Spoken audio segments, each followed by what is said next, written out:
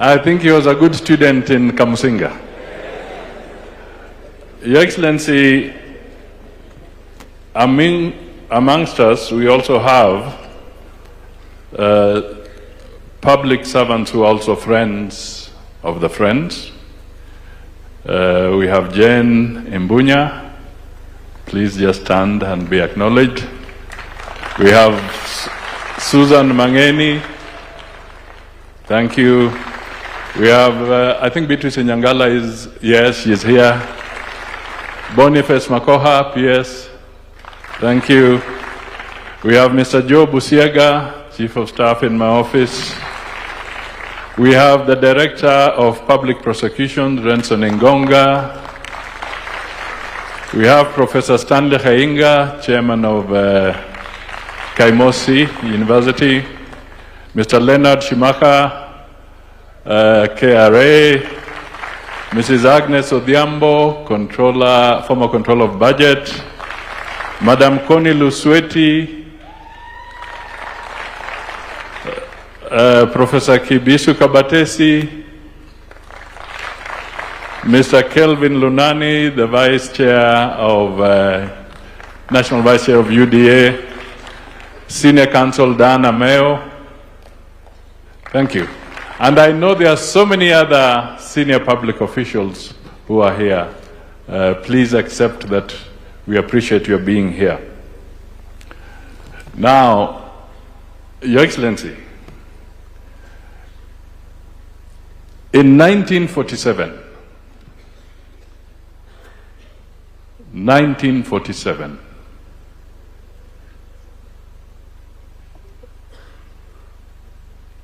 the Quakers of UK and the Quakers of America, two Quaker institutions, were awarded jointly the Nobel Peace Prize.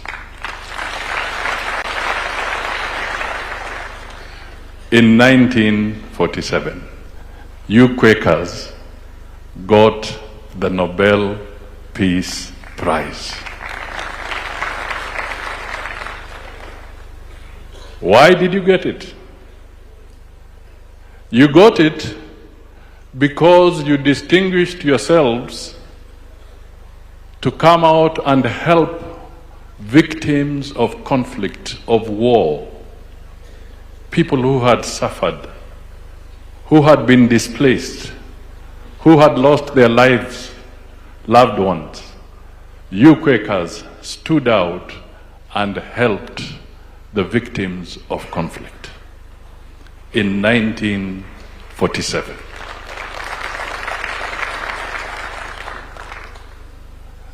I am repeating that and emphasizing it because peace is the hallmark of Quakerism.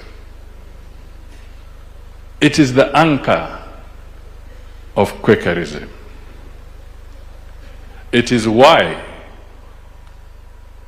we must have a stable government, stable leadership,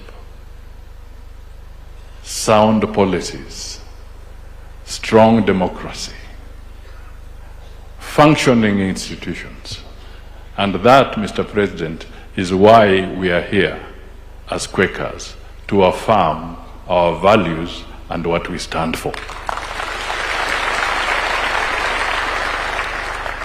And we thank you because a few months ago, I came to you and I said, I have received representation from the Quakers that they would like to have an opportunity to pray with you. And I want to tell you, Quakers here, the President did not quake.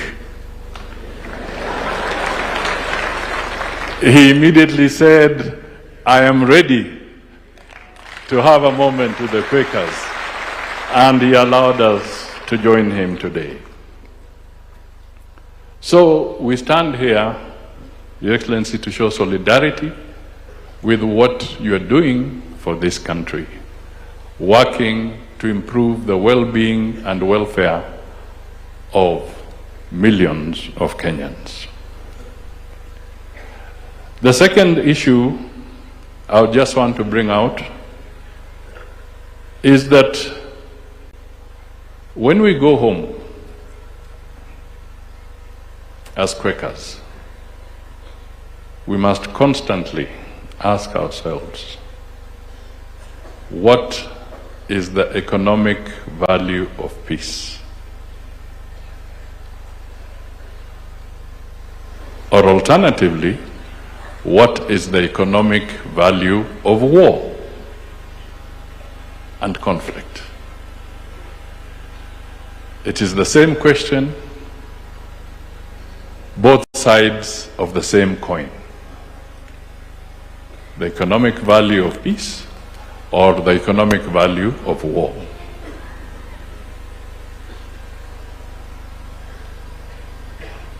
Mr. President, and to the Quakers, we are surrounded by conflict. Diplomat number one for this country is President William Ruto.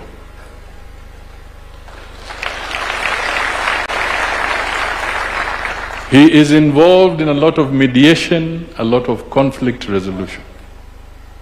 Because without naming the countries, but you are all knowledgeable people, knowledgeable men and women of the Quaker fraternity. You know the conflicts around us. The biggest problem we are facing is Sudan.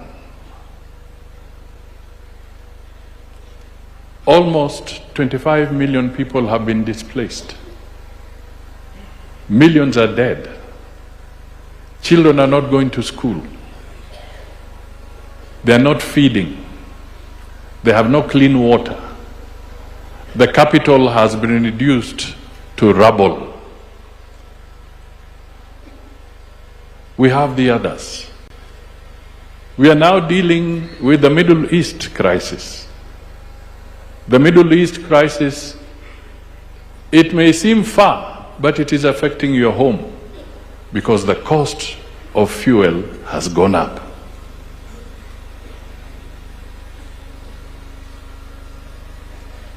The gentleman seated there, who is our president, has got to figure out, in the middle of these rising costs, in the middle of these challenges, how can I also have policies and interventions that can mitigate the impact of that war? Fertilizer is being brought at a managed level. Fuel has to be kept at a managed level.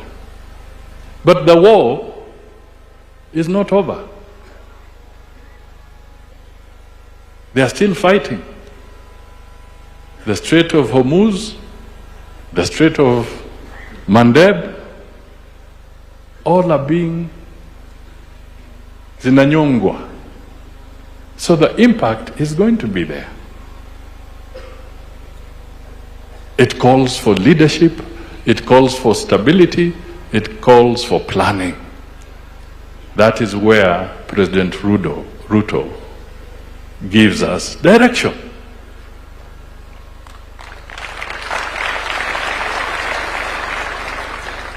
So it is not as simple as it looks. Sio ile wakati mtu anasimama kwa jukwaa, anacheza dansi, anafikiri sasa amepata uongozi wa taifa lake.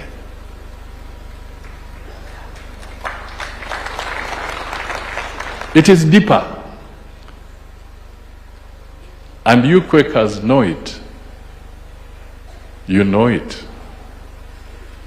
And it is our responsibility to speak the truth, and our responsibility to guide and to help our children.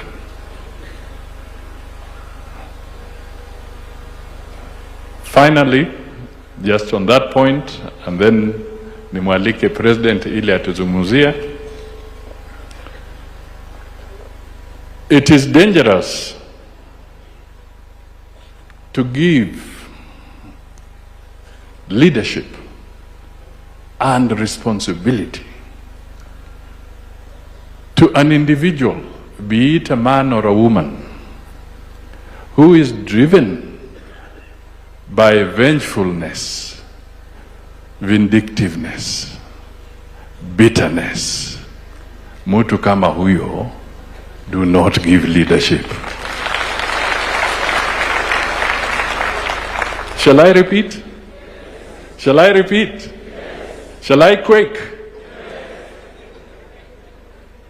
Somebody who is bitter, who is driven by vengefulness, who is driven by vindictiveness, cannot be trusted with leadership.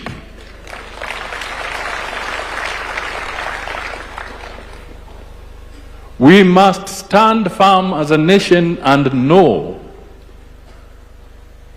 that leading a nation is bigger and more complex. It requires patience, humility, as you have said in the many speakers that have come here in the sermons.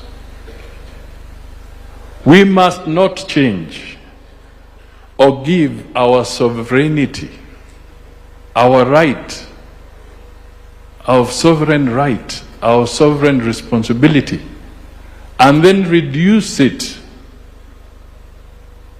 to an ethnic pole. Mnanielewa? We cannot convert the leadership of this country to an ethnic pole ya ukabila.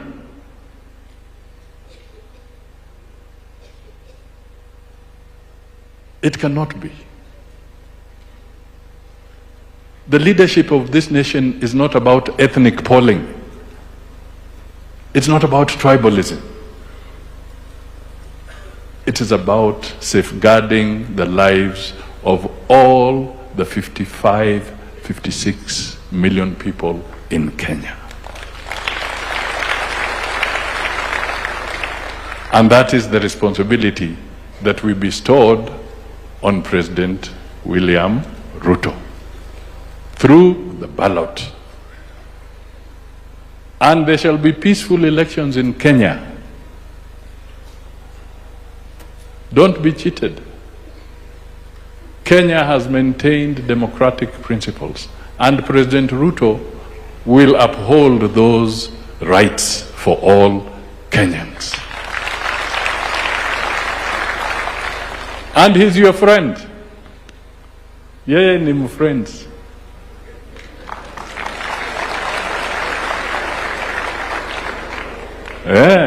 Hata alipochukua ushukani, kanisa la kwanza hapa Nairobi ila alienda kusali ni Donholm Friends hapa.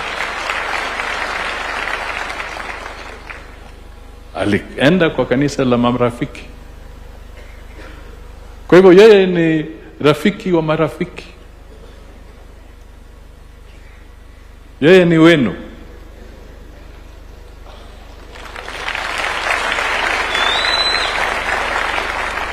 Yeye ni wenu. Lusaka ametaja baadhi ya maendeleo ambayo amegusia. Yeye mwenyewe kama rais ataguzia ya kitaifa yote na hata yenu. Na mimi nataka tu niwaombe hivi kama mkweka. Hata leo nimevaa tai hiyo.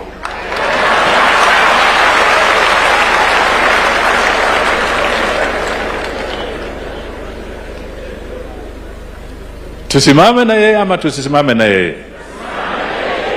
Tusimame na yeye ama tusisimame na yeye? Tunasema tusimame na yeye. Tusimame na yeye. Tusimame na yeye. Tusimame na yeye. Na tusimame na yeye. Na mnajua kweka akisema yes ni yes. Akisema no ni no. Mr. President, I am a Quaker man. And you know, Your Excellency, when I went to take the oath of office, nikabeba mkono hivi. Sasa, the people who did not understand who the Quakers were, Wakauliza, is Mr. Mudavadi an atheist? And I told them, no, I'm not an atheist. That is our tradition. We affirm. These people have affirmed. They shall work with you. They shall defend this Kenya. They shall maintain peace. And they shall seek justice for all. Ladies and gentlemen, muko tayari? Can you stand up? Shall we quake? So that you get warm. Shall we quake? And the choir can sing. So that we invite the president. Haya, piga wimbo.